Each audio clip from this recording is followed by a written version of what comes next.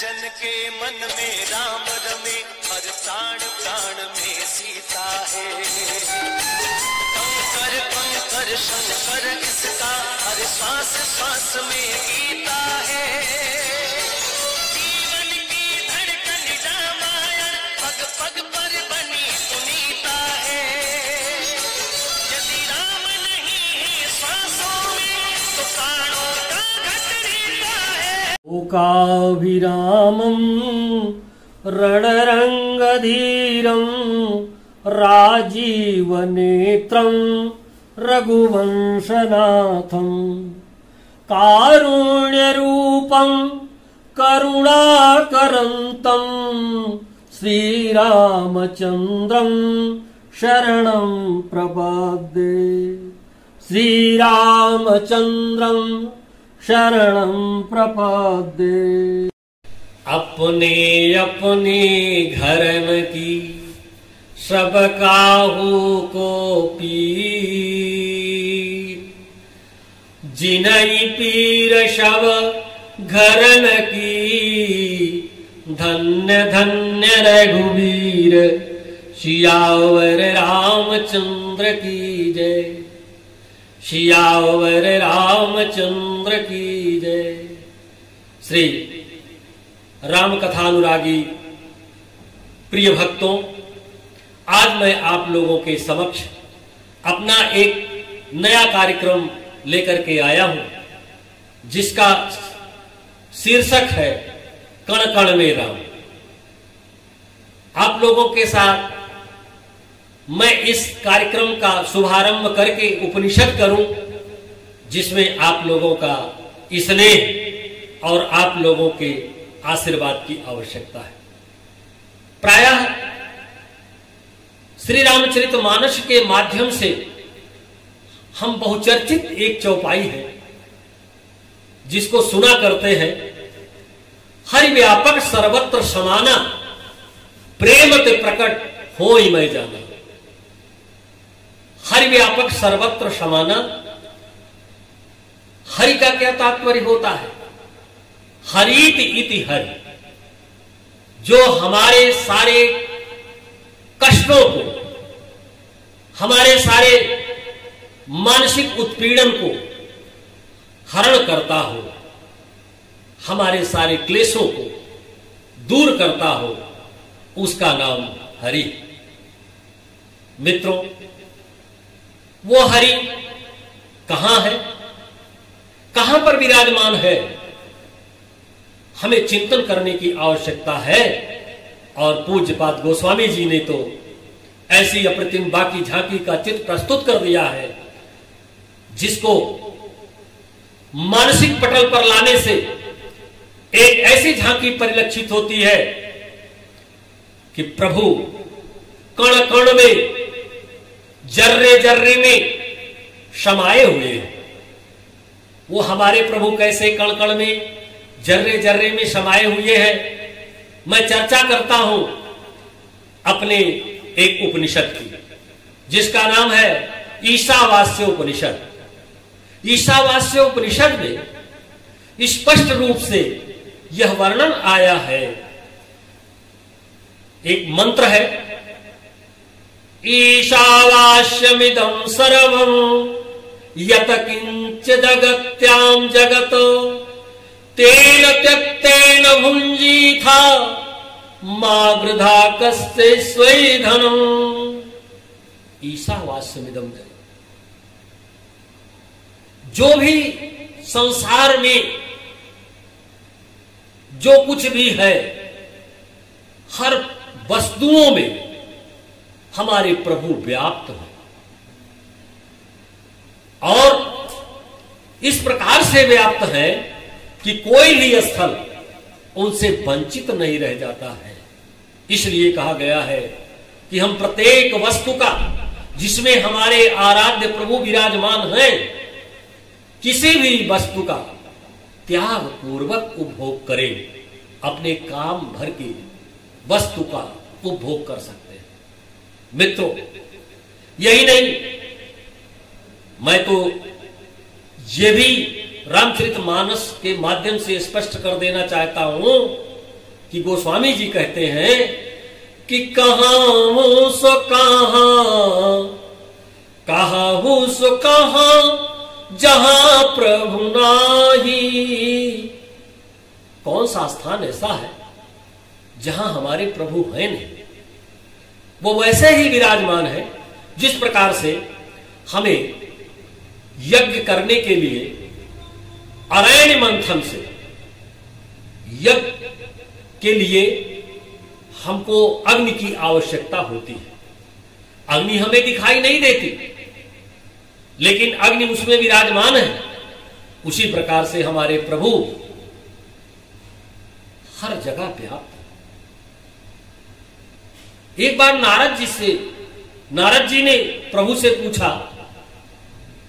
कि हे प्रभु, आप कहां हमें मिलेंगे और कहां कहां लोगों से आप मिलते हैं।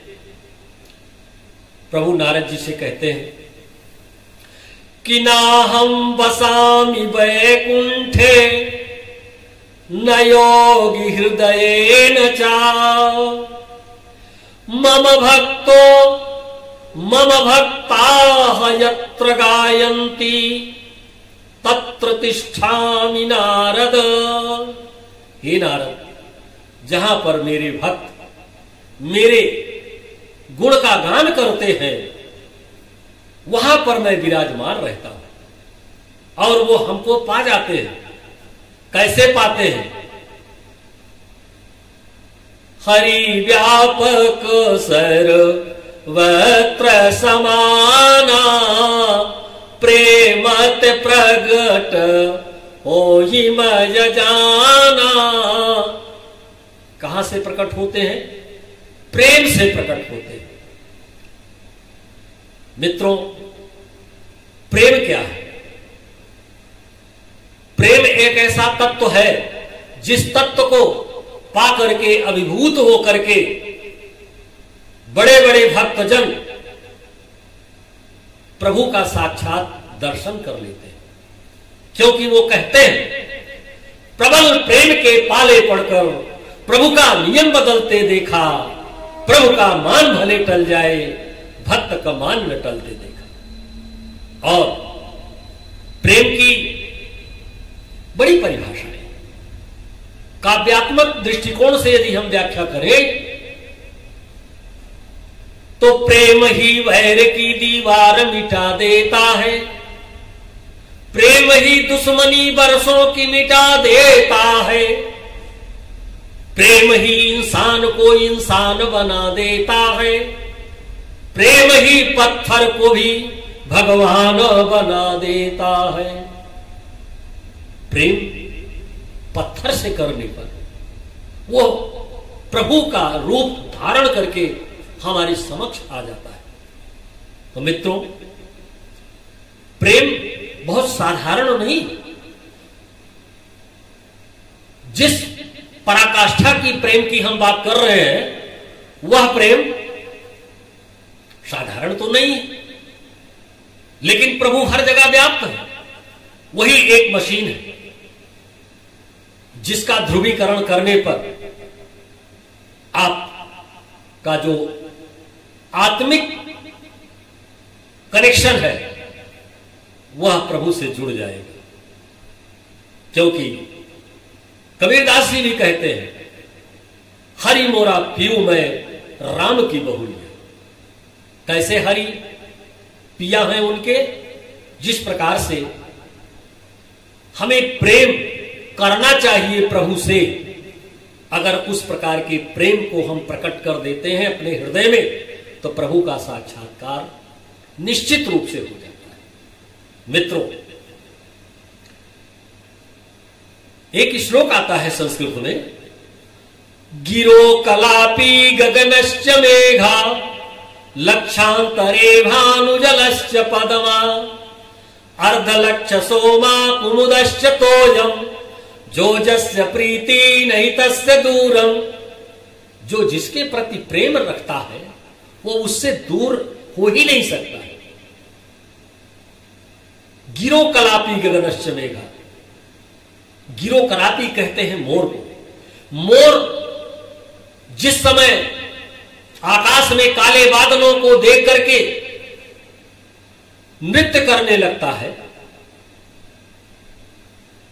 मोर का जो प्रेम है वो काले बादलों से कितना अटूट है। गिरो कलापी गगनस्य मेघा और लक्षांतरे भानुजलस्य पद्मा। लगभग लाखों कोस की दूरी पर कमल से सूर्य है, लेकिन सूर्य को उदित होते हुए देख करके कमल मुस्कुराकर खिल उठता है, इसलिए कि कमल का सूर्य के प्रति एक अलौकिक अनुराग है। उसी प्रकार से चंद्रमा की दूरी पृथ्वी से सूर्य से कम है, लेकिन जिस समय चंद्रमा का प्रकाश होता है, कुमुदनी बिहस करके खिल जाती है। तो मित्रों, जो जस्य प्रीति नहीं तस्य दूरम, जिसके प्रति आपके प्रेम की भावनाएं जागृत हो जाएंगी वह उससे दूर हो ही नहीं सकता।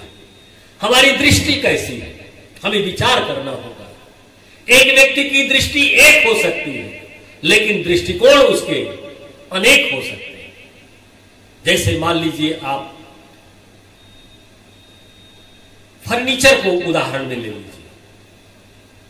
तमाम फर्नीचर है, किसी से पूछा जाए कि यह क्या है तो कहेगा लकड़ी से बना हुआ है।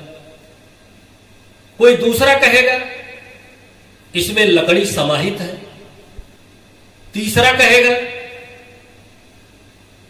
लकड़ी इस प्रकार से समाहित है कि वो कण-कण में, जर्रे जर्रे में व्याप्त है फर्नीचर के।